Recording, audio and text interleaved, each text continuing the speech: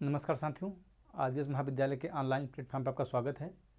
जैसा कि आज का हमारा टॉपिक है इंफ्रारेड स्पेक्ट्रोस्कोपी, तो आज हम लोग इसी के बारे में पढ़ेंगे। और आज का टॉपिक जो आपका है बीएससी 4th सेमेस्टर का, ठीक है, ये आपका है। तो आज हम इसके बारे में पढ़ते हैं। इसकी आज शुरुआत हो रही है, तो इसकी पूरी क्लासेस इसी पर चलेंगी। तो हमारी शुरू करते हैं। इंफ्रारेड स्पेक्ट्रोस्कोपी में होता क्या है, जैसे कोई भी मॉलिक्यूल होता है, जैसे एक इंसान है, ठीक है, उसका हम लोग आधार कार्ड बनाते हैं। तो आधार कार्ड में क्या होता है कि उसका यूनिक नंबर होता है। इसी प्रकार हर एक केमिस्ट्री में जो मॉलिक्यूल हैं उसके एक यूनिक फ्रीक्वेंसी होती है। तो उसी को हम इंफ्रारेड स्पेक्ट्रोस्कोपी में आइडेंटिफाई करते हैं और उसी के आधार पर बता सकते हैं। जैसे वहीं कोई सैंपल दे दिया गया लिक्विड फॉर्म में, ठीक है, अब उसमें हमें पता करना है कि कौन सा लिक्विड में कौन सा एलिमेंट है, कौन सा मॉलिक्यूल है। तो इसके द्वारा हम इंफ्रारेड स्पेक्ट्रोस्कोपी के द्वारा हम पता कर सकते हैं कि उस सैंपल में कौन सा मॉलिक्यूल है, ठीक है।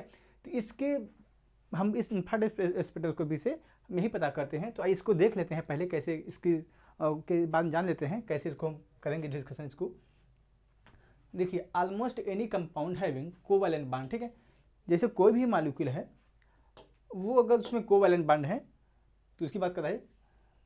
Any compound having covalent bond whether organic और इनऑर्गेनिक, ठीक है, कोई भी ऐसा कोई मॉलिक्यूल है जिससे कोवैलेंट बॉन्ड हो, वो चाहे ऑर्गेनिक हो या इनऑर्गेनिक है, absorb various frequency of electromagnetic radiation in the infrared region, ठीक है, ऑफ द इलेक्ट्रोमैग्नेटिक स्पेक्ट्रम। अब यहाँ पर कहा गया है कि जैसे कोई भी मॉलिक्यूल है, जैसे हमने सैंपल लिया, ठीक है, अब सैंपल को जब हम IR स्पेक्ट्रोमीटर में रख देंगे तो करता क्या है कि जो सैंपल मान लीजिए ऑर्गेनिक हो या इनऑर्गेनिक हो, कोई भी हो, अब वो जो इलेक्ट्रोमैग्नेटिक स्पेक्ट्रोमीटर होता है, इलेक्ट्रोमैग्नेटिक स्पेक्ट्रोमीटर, वो उसमें एक रेज छोड़ता है। तो वो जो सैंपल होता है उस रेज को एब्जॉर्ब कर लेता है, और जब एब्जॉर्ब करता है तो उसके जो मॉलिक्यूल होते हैं एक सर्टेन स्टेट में जाते हैं, और इस प्रकार से वहाँ पर एक फ्रीक्वेंसी ऑब्जर्व होती है। उस फ्रीक्वेंसी को कुछ जैसे हम लोग को होता है कि हार्ट का जैसे पेसमेकर होता नहीं, कुछ इस तरीके से लाइन होती है, उसी प्रकार से इसका भी एक ग्राफ आता है। तो उससे हम पता करते हैं कि कौन सा मॉलिक्यूल है, ठीक है। इनके लिए एक फ्रीक्वेंसी होती है, एक एग्जैक्ट फ्रीक्वेंसी होती है। अगर उससे मैच कर गई तो वहाँ पर हम पता कर सकते हैं कि ये मॉलिक्यूल मेथिन था कि एथिन था कि एल्काइन था कि फिनाल था कि एल्कोहल था, ठीक है, वहाँ से पता कर सकते हैं। तो यहाँ पे इन्हीं बातों को बताया गया है कि almost any compound having covalent bond whether organic और inorganic absorb various frequency of the electromagnetic radiation in the infrared region, ठीक है। अब ऐसा भी नहीं है कि जो मॉलिक्यूल आपका है क्योंकि कोई भी रीजन की एनर्जी को जॉब करेगा, ठीक है, उसका जो मॉलिक्यूल होगा आपको वो इंफ्रारेड रीजन, ठीक है, इंफ्रारेड रीजन जो होता है उसी के बीच की फ्रीक्वेंसी को ऑब्जर्व करता है। जैसा कि हमें पता है स्पेक्ट्रोमीटर में अगर देखेंगे तो कुछ उसके रीजन होते हैं, एक्सरे होता है, एक विजुअल रेंज होता है, एक होता है आपका माइक्रो होता है, एक अल्ट्रा वायलेट होता है। तो इस प्रकार से रीजन होते हैं। तो ये जो आपका इंफ्रारेड स्पेक्ट्रोस्कोपी होती है वो केवल इंफ्रारेड जो रीजन होता है उसी के फ्रीक्वेंसी के एब्जॉर्ब करते हैं जो सैंपल होते हैं, ठीक है। This region is lie at, जो इंफ्रारेड रीजन होता है इसकी बात कराइए, this region lie at wavelength longer than those associated with visible light, ठीक है। ये जो इसकी कहा जाए, इसको हम समझ लेते हैं फिगर के माध्यम से। देखेंगे यहाँ पे देख लेते हैं, जो आपका इंफ्रारेड रीजन होता है, इंफ्रारेड, वो लाई कहाँ करता है, कहाँ पाया जाता है, उसको बताया जा रहा है यहाँ पे। देखिए, अगर यहाँ पे देखिए हम, ये आपका विजुअल, ठीक है, ये विजुअल है, और इधर आपका है माइक्रोवेव, ठीक है। तो माइक्रोवेव और विजुअल जो रेंज होता है इसी के बीच में आपका पाया जाता है इंफ्रारेड रीजन, ठीक है। अब जो सैंपल मॉलिक्यूल होगा वो इसी को ही, इस रीजन की जो वेवलेंथ होगी, ठीक है, उसी को ऑब्जर्व करता है ये। और जब इसको ऑब्जर्व करता है तो किस फ्रीक्वेंसी उसको निकलती है, और फ्रीक्वेंसी को हम जो एक मैनुअली चार्ट होता है उससे मैच कराते हैं। तो वो अगर उससे मैच कर गई हैं तो वो आपका मॉलिक्यूल कौन सा है उसे पता चल जाता है, ठीक। तो यहाँ से इस बात को हम यहाँ समझ सकते हैं इस चीज़ को। नेक्स्ट देखते हैं कि type of energy transition in the region of the electromagnetic spectrum, ठीक है। जैसे यहाँ पे देखें हम, जैसे हम यहाँ पे अगर देखें तो आपका एक एक्सरे रीजन होता है, एक अल्ट्रावायलेट होता है, आपका एक इंफ्रारेड है, एक माइक्रोवेव है, एक रेडियो फ्रिक्वेंसी है, ठीक है। तो इनके लिए कुछ एक केमिस्ट्री में इनका यूज करते हैं, केमिस्ट्री में यूज करेंगे इनका कोई भी कंपाउंड है तो उसको हम डिटेक्शन में, जैसे इसी प्रकार से इंफ्रारेड जो रीजन होता है इसका इस्तेमाल करते हैं हम IR स्पेक्ट्रोस्कोपी में। और माइक्रोवेव का भी इस्तेमाल करते हैं इसी प्रकार से, रेडियो फ्रिक्वेंसी का इस्तेमाल करते हैं। इन्हीं बातों को यहाँ पे दिखाया गया है। जैसे एक्सरे का है, एक्सरे का हम करते हैं बांड ब्रेकिंग में, ठीक है। जैसे आपने कोई भी मालिक्यूल लिया और वो बांड उसका ब्रेक करना है, जैसे आपने कार्बन लिया, अब इनको बांड को ब्रेक करना है तो एक्सरे हम कर डालेंगे उस मालिक्यूल पे, कि जो बांड इसके होते हैं ब्रेक हो जाते हैं। अब अल्ट्रावायलेट और विजुअल का होता है इस प्रकार से, इसका हम इलेक्ट्रॉनिक, ठीक है, इसका ट्रांजिशन होता है। अब इंफ्रारेड का जो होता है वाइब्रेशनल होता है। अब माइक्रोवेव का आपका होता है जो एनर्जी ट्रांजिशन होता है उसको बोलते हैं रोटेशनल। और रेडियो फ्रिक्वेंसी जो होती है इसको न्यूक्लियर स्पिन, ठीक है, इसका न्यूक्लियर स्पिन बोलते हैं, इलेक्ट्रॉनिक स्पिन बोलते हैं। इसी को हम लोग NMR जो होता है, NMR होता नहीं, और ESR, ठीक है, हम इसी रीजन की फ्रिक्वेंसी को यहाँ पे स्टडी करते हैं। आपके जो सिलेबस में ये पूरे हैं, ये माइक्रोवेव का भी है, ठीक है, रोटेशनल वाला, और इंफ्रारेड का भी पढ़ाई रहे हम। ये आपका इंफ्रारेड का जो होता है वाइब्रेशनल का, ठीक है, और ये अल्ट्रावायलेट और विजुअल का होता है आपका इलेक्ट्रॉनिक का। तो ये आपकी एनर्जी ट्रांजिशन हुई आपके जो रीजन में जो स्पेक्ट्रम होते हैं उसमें कौन सी एनर्जी ट्रांजिशन होती है, इसके बारे में हम लोग यहाँ पे देख रहे हैं कि एक्सरे में आपका बांड ब्रेकिंग होते हैं, अल्ट्रावायलेट और विजुअल में होते हैं, इलेक्ट्रॉनिक होते हैं, और इंफ्रारेड में आपके वाइब्रेशन होते हैं, और माइक्रोवेव में आपके रोटेशन होते हैं, और रेडियो फ्रिक्वेंसी में आपके NMR और ESR होते हैं, ठीक है। तो यहाँ पे इन बातों को हम समझ सकते हैं। ये बेसिक बातें हैं, हमें IR कोर्स शुरू करने से पहले इनको हमें पता होना चाहिए। ये आपका जैसे हमें यहाँ पे इसलिए बताया गया है कि आपको पता होना चाहिए कि जो इंफ्रारेड रीजन है वाइब्रेशन जब मालिक्यूल होते हैं वाइब्रेशन करते, जब एनर्जी ऑब्जॉर्व करते हैं तो वाइब्रेशन के माध्यम से उनकी एक पीक बनती है, ठीक है, इस तरीके से।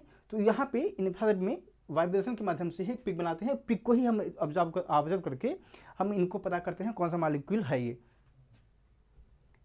अब देखते हैं ये infrared absorption process as with the other type of energy absorption molecule are excited to higher energy state when they absorb infrared radiation, ठीक है। जब कोई मॉलिक्यूल होता है, जैसा सैंपल था उसने, ठीक है, ये सैंपल था, मान लीजिए इंफ्रारेड रेडिएशन इस पर दिया गया आपको, ठीक है। तो ये मॉलिक्यूल्स के जो होंगे एक लोअर स्टेट से हाई स्टेट में चले जाएंगे, ठीक है।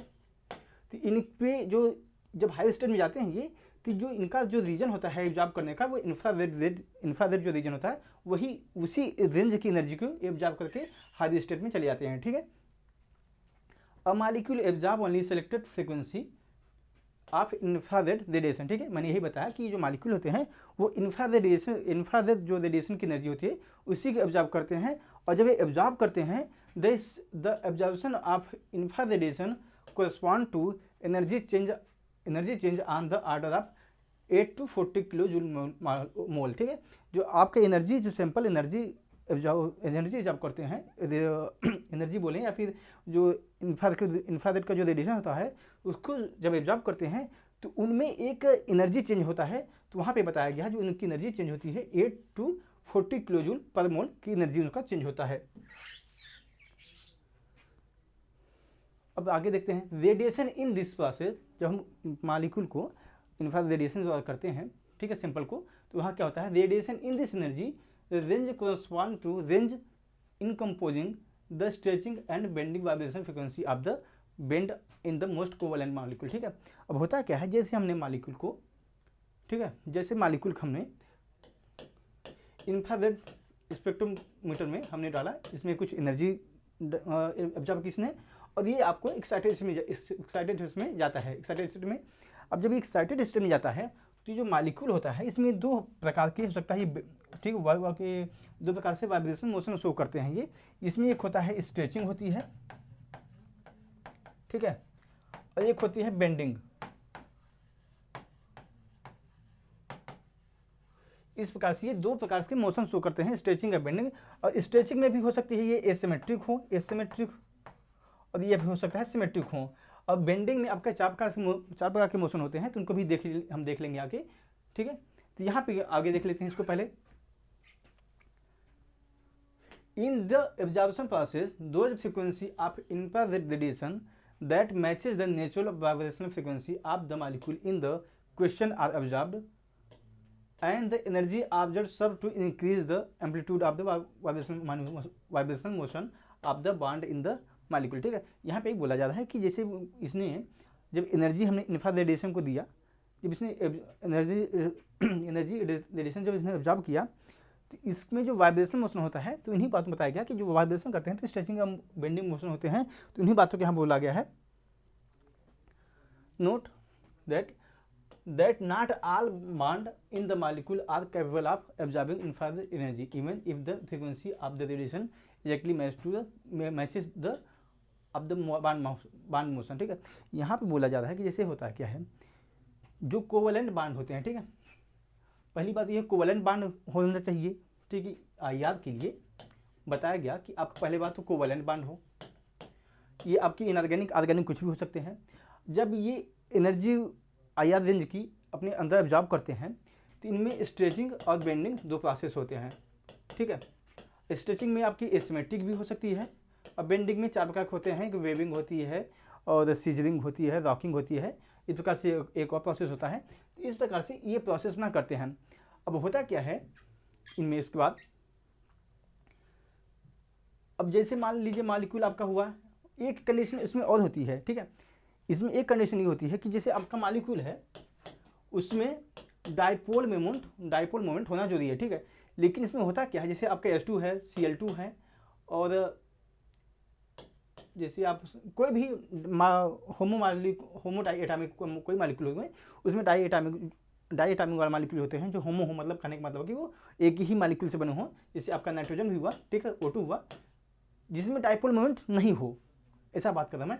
उसमें होता है वो IR इंफ्रारेड रेडिएशन को शो नहीं करते हैं, वो स्पेक्ट्रोमीटर में नहीं होते हैं। तो यहाँ पे इन्हीं बातों में बोला गया है only those bond that have a dipole moment that changes as the function of time are capable absorbing the infrared radiation, ठीक है। यहाँ बोला जा रहा है कि जिन मॉलिक्यूल के पास डाइपोल मोमेंट होता है उन्हीं वही ऐसे मॉलिक्यूल होते हैं जो इंफ्रारेड रेडिएशन को एब्जॉर्ब करने के लिए कैपेबल होते हैं, ठीक है। यहाँ पे इन्हीं बोला गया है। जैसे सिमेट्रिक बांड हुआ सच एज दोज हाइड्रोजन, यहाँ पे हाइड्रोजन है, ये Cl2 क्लोरीन है, ठीक है, do not observe infrared radiation, ठीक है, क्योंकि इनमें डाइपोल मोमेंट नहीं पाया जाता है, इसलिए जो आपका हाइड्रोजन और क्लोराइड जैसे मॉलिक्यूल हैं वो इंफ्रारेड रेडिएशन को एब्जॉर्ब नहीं कर पाते हैं। A bond must present electrical dipole moment changing at the same frequency as the incoming radiation for energy to be transferred, ठीक है। यहाँ पे इसी बात बोला गया।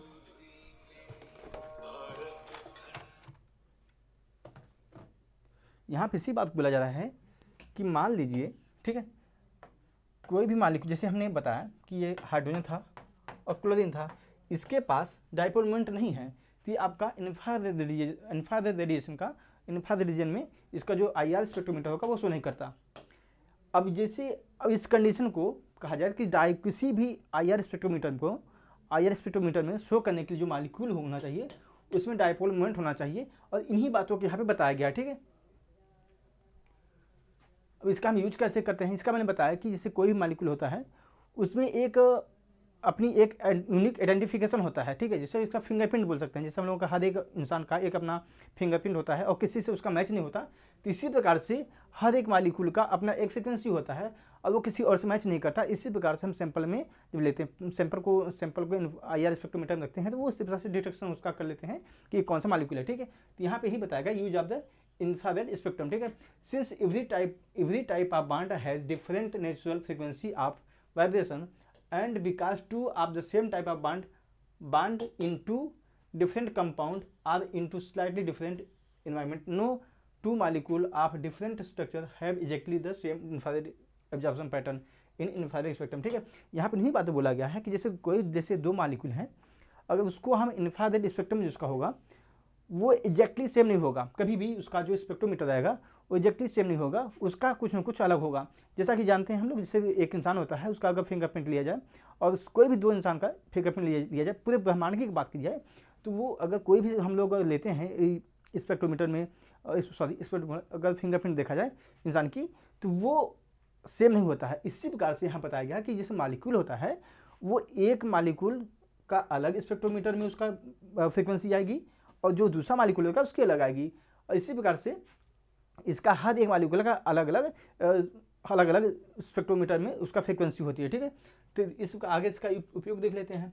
दस the infrared spectrum can be used for molecule much as fingerprint can be used in human, ठीक है। यहाँ पे बताया जा रहा है कि जैसे एक मॉलिक्यूल का जो फ्रीक्वेंसी होती है वो एक अलग अलग होती है, जैसा कि एक ह्यूमन में होता है, ठीक है। ह्यूमन का जो फिंगरप्रिंट होता है वो अलग अलग होता है, उसी प्रकार से एक मालिक्यूल की भी फ्रीक्वेंसी अलग अलग होती है। A second and more important use of the infrared spectrum is to determine the structural information about the molecule, ठीक है। जैसे मान लीजिए पहली बात तो आपका मालिक्यूल का अलग अलग फ्रीक्वेंसी होती है, यहाँ पे इन्हें बता दिया। अब इसमें क्या हुआ, जैसे कोई भी मालिक्यूल है, जैसे हमने लिख दिया मेथेनॉल, ठीक है। इसका स्ट्रक्चर कैसे एग्जिस्ट करता है, किस फॉर्म करता है, इसको बताने के लिए आप इस इंफ्रारेड स्पेक्ट्रोमीटर का प्रयोग करते हैं। अब आगे इसको हम देखेंगे अगली क्लास में हम देख लेंगे कैसे इसको हम समझते हैं, कैसे इसका स्ट्रक्चर आता है, कैसे बनता है, ठीक है। जैसे अगर हम देखें इसी बात को अगर देखना चाहें, जैसे आपका ये जो OH होता है एल्कोहलिक ग्रुप होता है, ठीक है। ये आपका एल्कोहलिक ग्रुप है, इसकी जो फ्रीक्वेंसी रेंज होती है, ठीक है। एल्कोहलिक ग्रुप है और मिथाइल ग्रुप होता है, ठीक है, CH है ये, और ये एमाइड ग्रुप NH, ठीक है। अगर इन दोनों की OH और ये CH और NH के, ठीक है, इनकी फ्रीक्वेंसी के रेंज की बात की जाए, ये 4000 से 2500 के बीच में इनकी रहती है फ्रीक्वेंसी, ठीक है। अब 2500 से 2000 के बीच में फ्रीक्वेंसी होती है। कार्बन ट्रिपल बॉन्ड होता है, कार्बन ट्रिपल बॉन्ड N होता है, नाइट्रोजन, ठीक है। और हेलोजन जो होते हैं उनकी जो, ठीक है, उनकी जो आपकी बोलेंगे अब फ्रीक्वेंसी होती है 2500 से और 2000 के बीच में होती है। उसी प्रकार से 1800 से 1650 के बीच में कार्बोनिल कंपाउंड जो होते हैं, ठीक है, कार्बोनिल में, ठीक है, इसमें एल्डिहाइड भी हो सकता है, कीटोन भी हो सकता है, एस्टर भी हो सकते हैं। तो जो इनमें जो CO बॉन्ड आता है उसकी जो फ्रीक्वेंसी होगी वो 1800 से 1650 के बीच में होती है। अब यहाँ पे देखें, अगर कार्बन डबल बॉन्ड N की जो फ्रीक्वेंसी होती है इसकी 1650 से 1550 के बीच में पाई जाती है, और कार्बन डबल बॉन्ड की भी C के बीच में होती है। अब नाइट्रोजन डबल बॉन्ड O और नाइट्रोजन ट्रिपल बॉन्ड O2, ठीक है, इसकी जो फ्रीक्वेंसी होती है ये 1550 के आसपास ही होती है। तो यहाँ पे हम ये देख रहे हैं कि जैसे कोई भी मालिक्यूल है उसका जो स्पेक्ट्रोमीटर में जो उसकी फ्रीक्वेंसी होती है वो सबकी अलग अलग है, ठीक है। जैसे हमने देखा कि OH का जो होता है अलग होता है, मिथाइल का अलग है, एमाइड का अलग है। यहाँ पे ये केवल सिंपल बताया गया है कि इसकी जो फ्रीक्वेंसी होगी वो 4000 से 2500 के बीच में होगी, लेकिन अब CH की जो फ्रीक्वेंसी होगी उसकी 2900 के आसपास आती है। अगर देखेंगे तो 2900 आपका 4000 से नीचे है और 2500 से ऊपर है। इसी प्रकार से ये कार्बन डबल बॉन्ड कार्बन है, कार्बन ट्रिपल बॉन्ड N है, तो इनकी भी फ्रीक्वेंसी जो होती है 2500 से 2000 के बीच में होती है। इसी प्रकार से अगर देखें ये पूरा यहाँ पे बताया गया है इन चीज़ों को, ठीक है। ये चीज़ें आपको याद ही करनी पड़ेंगी, इसका कोई उपाय है नहीं। नेक्स्ट देख लेते हैं हम the mode of stretching and bending. जैसा कि इसके पहले मैं बताया कि जो मालिक्यूल होते हैं जब एनर्जी एब्जॉर्ब करते हैं तो इनमें दो प्रकार से मोड होते हैं, एक स्ट्रेचिंग, ठीक है, वाइब्रेशन जो होता है इन दो प्रकार का होता है, एक स्ट्रेचिंग होता है और एक बेंडिंग होता है। तो इसी को यहाँ पर बताया गया है the simplest type of mode of vibration motion in the molecule that are infrared active those give rise the absorption are the stretching and bending mode, ठीक है। जैसे कोई मालिक्यूल होता है, इसके पहले मैंने बताया हूँ, समझाया हूँ थोड़ा बहुत कि जैसा कोई मालिक्यूल, ठीक है, एब्जॉर्ब करता है मालिक्यूल को, उसमें जो वाइब्रेशन होते हैं वो स्ट्रेचिंग और बेंडिंग प्रकार के होते हैं, ठीक है। स्ट्रेचिंग में होता है सिमेट्रिक होता है, और बेंडिंग में आपको होता है सीजरिंग होता है, ठीक है, रॉकिंग, वेजिंग और ट्विस्टिंग, ठीक है। इस प्रकार की इसमें वाइब्रेशन पाए जाते हैं। इसको हम देख लेते हैं कैसे होते हैं सीजरिंग, रॉकिंग और वेगिंग और ट्विस्टिंग वाइब्रेशन। अगर देखना चाहें इस चीज़ को, अब स्ट्रेचिंग अगर होगी, ठीक है, स्ट्रेचिंग हो रही है तो कुछ देखेंगे सिमेट्रिक स्ट्रेचिंग में। सिमेट्रिक स्ट्रेचिंग में क्या होता है कि वो आपका मालिक्यूल होता है, ठीक है, मान लीजिए मालिक्यूल है ये, ठीक है, ये आपका मालिक्यूल है, ये C है, ये H है। इसमें जो मालिक्यूल होते हैं एक ही डायरेक्शन में मूव करते हैं, ठीक है, एक ही डायरेक्शन में। हो सकता है मालिक्यूल इस तरह भी हो सकते हैं, इस तरह से हो सकते हैं, लेकिन जो उनका मालिक्यूल का मोशन होगा एक ही साइड होगा। जैसे ये होगा आपका कार्बन है या हाइड्रोजन है, ठीक है। इसमें लेते हैं इस चीज़ को, ये जो मालिक्यूल जो हाइड्रोजन है हो सकता है आपका इनसे कार्बन से दूर जाए, ठीक है, और हो सकता है ये कार्बन से ये भी दूर जाए, और ये भी हो सकता है कि ये हाइड्रोजन के पास आए और ये हाइड्रोजन के कार्बन होता है हाइड्रोजन कार्बन के पास आए। तो कहने का मतलब है कि इनका जो मालिक्यूल होता है ये आपस इनकी जो स्ट्रेचिंग सिमेट्रिक स्ट्रेचिंग होती है वो एक दूसरे से दूर नहीं होते हैं, बल्कि एक दूसरे से दूर हो सकते हैं या फिर एक दूसरे के पास आ सकते हैं, ठीक है। यहाँ पे ये बताया गया है। अब सिमेट्रिक स्ट्रेचिंग हो गई। अब एसिमेट्रिक स्ट्रेचिंग में क्या होता है, जो मॉलिक्यूल है एक तो दूर जाता है और एक पास आता है, ठीक है, कहा जाए इसमें। तो यहाँ पे इसी को बताया गया है कि एक मॉलिक्यूल अबव द प्लेन जाएगा, ठीक है, इस तरह जाएगा, एक बिलो द प्लेन आता है, ठीक है। इस प्रकार से इसको देख सकते हैं, उसको बोलते हैं एसिमेट्रिक स्ट्रेचिंग। और इसकी फ्रीक्वेंसी जो होती है, ठीक है, सिमेट्रिक स्ट्रेचिंग की जो फ्रीक्वेंसी होती है वो 2853 सेंटीमीटर होती है, ठीक है। इसकी जो होती है 2853 सेंटीमीटर, इसकी फ्रीक्वेंसी होती है। और सिमेट्रिक की आपकी होती है, एसिमेट्रिक की सॉरी, 2926 सेंटीमीटर स्क्वायर इसकी फ्रीक्वेंसी होती है। ये एसिमेट्रिक स्ट्रेचिंग में जो दो प्रकार की होती हैं, सिमेट्रिक और स्ट्रेचिंग, एसिमेट्रिक स्ट्रेचिंग, उसकी ये फ्रीक्वेंसी है। इसी प्रकार से देखिए हम, आपका बेंडिंग है, बेंडिंग में अगर देखें तो ये आपके चार प्रकार के होते हैं। जैसे सीजरिंग होता है, जो कैंची होती है, जब कैंची चलाते हैं तो दोनों एक साथ एक ही तरफ आते हैं, जैसे कोई मॉलिक्यूल, ठीक है, ये है, तो इसका भी एक मॉलिक्यूल इसी के साथ इसी के पास आता है, दूसरा भी इसी के पास आता है। जैसे कैंची होती है, कैंची अब सीजरिंग मतलब होता है कैंची होता है, ठीक है, इसका मतलब कैंची होता है। जब कैंची चलाते हैं तो देखेंगे आप, अगर काटते हैं तो एक साथ ही एक पास आते हैं, तो एक साथ पास आते हैं, फिर एक साथ दूर जाते हैं, ठीक है। तो यहाँ पे इसका मतलब सीजरिंग हुआ। अब होता है क्या है, वॉकी में क्या होता है, इसके जो मॉलिक्यूल होते हैं एक ही साइड जाते हैं, ठीक है। जैसे मॉलिक्यूल ये अगर देखा जाए, ये मॉलिक्यूल आपका है, ठीक है, ये दोनों मॉलिक्यूल एक ही साइड जाएंगे, या फिर इधर जाएंगे या फिर इधर आएंगे, ठीक है। यह आपका हो जाता है लॉकिंग होता है। अब वेगिंग में क्या होता है, वेगिंग मतलब होता है झूलना होता है, ठीक है, ये झूलना होता है। तो मॉलिक्यूल क्या होता है, ये मॉलिक्यूल है, ये आपका हो सकता है इधर जाए, ठीक है, मान लीजिए कुछ इस तरह से, मान लीजिए अबव द प्लेन होते, ठीक है, ये आपका अबव द प्लेन है, तो ये आपका कुछ मॉलिक्यूल इधर जा रहा है, कुछ एक ऐसे आ रहा है, ठीक है, इधर आ रहा है, मतलब कहा जाए मॉलिक्यूल जो है एक ही साइड में जा रहे हैं दोनों। ये आपका है ट्विस्टिंग। ट्विस्टिंग में क्या होता है, एक जैसे मॉलिक्यूल ले लीजिए, इस तरीके से है, जो आपका मॉलिक्यूल ये है, इसमें एक मॉलिक्यूल अपोजिट डायरेक्शन में जाता है, एक दूसरे से अपोजिट डायरेक्शन जाते हैं, ठीक है। अपोजिट डायरेक्शन में ऐसे नहीं आते, मतलब कहा जाते हैं ट्विस्ट होते हैं, एक दूसरे से मुड़ जाते हैं। जैसे मतलब अब कैसे बताते हैं इस चीज़ को, जैसे यच है, ये आपका दिया हुआ है, ठीक है, ये एक कहा जाए ऊपर जा रहा है, एक नीचे जा रहा है, ठीक है। इसको बात समझते हैं, ये आपका हाइड्रोजन है, ये एक आपका ऊपर जाता है, कुछ बाहर निकलता है, ये जो अच्छा आपका नीचे जा रहा है, तो ट्विस्ट कर रहे हैं, ये ट्विस्टिंग होता है। इस प्रकार से देख सकते हैं हम कि आपने इस सिमेट्रिक स्ट्रेचिंग देखी, इस स्ट्रेचिंग में आपने स्ट्रेचिंग में सिमेट्रिक स्ट्रेचिंग देखा, एसिमेट्रिक देखा, और बेंडिंग में आपने देखा सीजरिंग होती है, रॉकिंग होती है, वेगिंग होती है, ट्विस्टिंग होती है। ये आपके फंडामेंटल वाइब्रेशन है, ठीक है, इनको हम बोलते हैं fundamental vibrational mode. When two, इसको देख लेते हैं भी आगे, इसमें कुछ है। When two vibration frequency in molecule couple to give rise to a vibration of new frequency within the molecule, and when such vibration is infrared active, it is called the combination bond। यहाँ पर कहा क्या जा रहा है, मान लीजिए दो मॉलिक्यूल हैं, उनकी फ्रीक्वेंसी V1 है एक की, और V2 है, ठीक। अब जब इनकी हम स्पेक्ट्रोमीटर में ऑब्जर्व करते हैं तो इनका होता क्या है कि इनकी जो फ्रीक्वेंसी होती है, इनकी कुछ V+V2 आती है, कभी कभी V+2V1 आती है।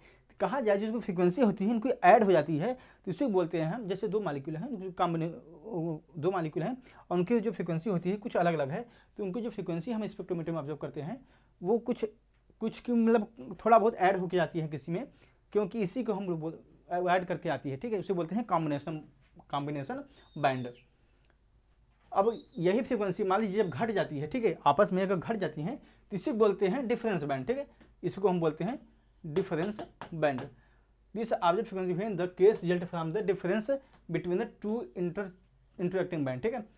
जब कोई बैंड है, ठीक है, जब दो फ्रीक्वेंसी हैं वो आपस में जब डिफरेंस शो कर रही हैं, उनकी जो फ्रीक्वेंसी में डिफरेंस हो रहा है, तो इसको बोलते हैं डिफरेंस बैंड।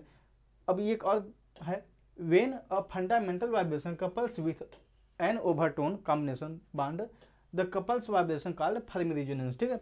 अब यहाँ क्या किया जा रहा है, जैसे कॉम्बिनेशन बैंड है, जब वो ओवरटोन एक होता है, ओवरटोन मतलब कहा जाए, जिसे हम अभी जब फ्रीक्वेंसीज को दिखाएंगे तो इसमें कुछ छोटे छोटे उसमें पिक होती हैं, उसको बोलते हैं ओवरटोन, ठीक है। जब ओवरटोन जो होता है वो कॉम्बिनेशन बैंड के साथ जब मिक्स करता है तो उसको बोलते हैं फर्मी रिजोनेंस, ठीक है। और जो आपका फर्मी रिजोनेंस होता है वो जो कार्बोनिल कंपाउंड होते हैं उसी में शो करते हैं, ठीक है। ये केवल कार्बोनिल कंपाउंड में ही शो करते हैं।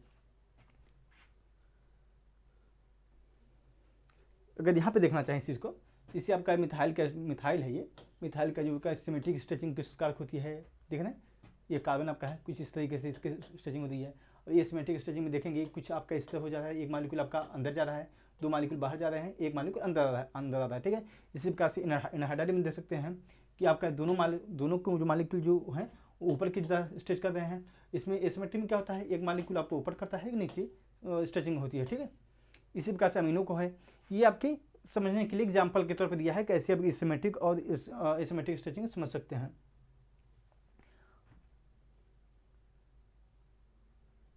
ठीक है, ये आपका इसके पहले इसके स्लाइड में बता ही दिया गया था इस चीज़ को।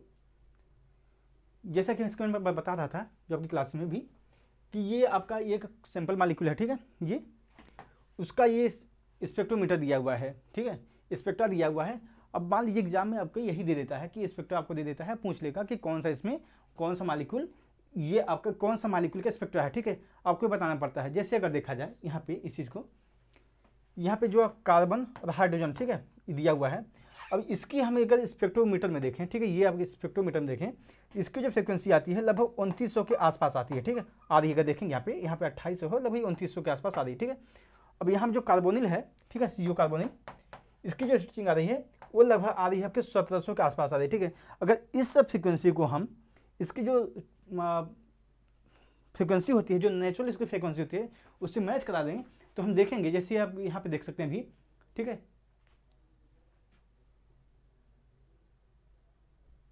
यहाँ पे कार्बोनिल का देखते हैं, ठीक है, ये एल्डिहाइड आप देखेंगे यहाँ पे 1740 से 1720 के आसपास, और इसकी जो फ्रीक्वेंसी होती है वो स्ट्रांग होती है। यहाँ पे देखेंगे इस चीज़ को, ठीक है, यहाँ पे कार्बोनिल जो कंपाउंड की जो फ्रीक्वेंसी है वो लगभग 1700 के आसपास की है। इसकी जो फ्रीक्वेंसी देखेंगे ये स्ट्रांग है, स्ट्रांग मतलब कहने का मतलब कि अच्छी इसकी पिक आती है। तो यहाँ पे समझ सकते हैं कि आपका कार्बोनिल कंपाउंड है। इसी प्रकार से जो CS की जो फ्रीक्वेंसी होती है उसकी 2900 होती है। इससे हम समझ आएंगे कि जो मालिक्यूल है कार्बनिक, जो मालिक्यूल है आपका है वो आपका CH मालिक्यूल लगता है और कार्बोनिल जो कंपाउंड लगता है। ये जो आपके ये जो छोटे छोटे पिक दिखाई दे रहे हैं, ये जो फ्रीक्वेंसी है इन्हीं की जो अभी बताया गया था कॉम्बिनेशन बैंड होता है और डिफरेंस बैंड होता है, और फर्मी रीजन्स जो है इन्हीं की जो फ्रीक्वेंसी है सिर्फ मैच करके ये छोटे छोटे ओवरटोन मतलब छोटी छोटी जो फ्रीक्वेंसी है वो आती हैं, ठीक है। तो यहाँ पे यही से बताया गया है। ये चीज़ें आपको याद ही करनी पड़ेंगी, इसका कोई चारा नहीं है। जैसा कि मैंने बताया था इसके पहले, CS का जो होता है फ्रिक्वेंसी आपकी 2900 के आसपास होती है, यहाँ पे देख सकते हैं 2850 से 3000 के बीच होती है। और ये आपका जो CH3 होता है, अगर बेंडिंग इसमें है, इसकी जो फ्रिक्वेंसी होती है 1450 से 1375 होती है। CH2 आपका होता है 1465 होता है। एल्केन मालिक्यूल आपका है, एल्केन मतलब वो C कार्बन डबल बॉन्ड होता है, और उसमें जो स्ट्रेचिंग होती है तो इसमें 3100 के आसपास होती है। तो ये चीज़ें आपको याद ही करनी पड़ेंगी, और ये आपको अगर चाहेंगे इसकी PDF आपकी होती है वो आपकी फाइल मिल जाएगी इसकी, और ये सब चीज़ें आपको याद ही करनी पड़ेंगी, इसमें कोई उपाय है ही नहीं इसका, ठीक है। ये आपकी पूरी आपकी फ्रिक्वेंसी दी हुई है ये पूरी, ठीक है। तो आप इसको याद कर लीजिएगा, और जब याद कर लेंगे तो मेरे ख्याल से ज़्यादा बेटर होगा आपको समझने में इस चीज़ को, ठीक है। आज की क्लास यहीं खत्म करेंगे, नेक्स्ट क्लास में हम देखेंगे इसका स्पेक्ट्रा देखेंगे कैसे कार्बन का, ठीक है। एल्केन का देखेंगे पहले हम लोग, कार्बन एल्केन का स्पेक्ट्रा देखेंगे कैसे उसको हम ऑब्जर्व करते हैं, कैसे उसको निकालते हैं।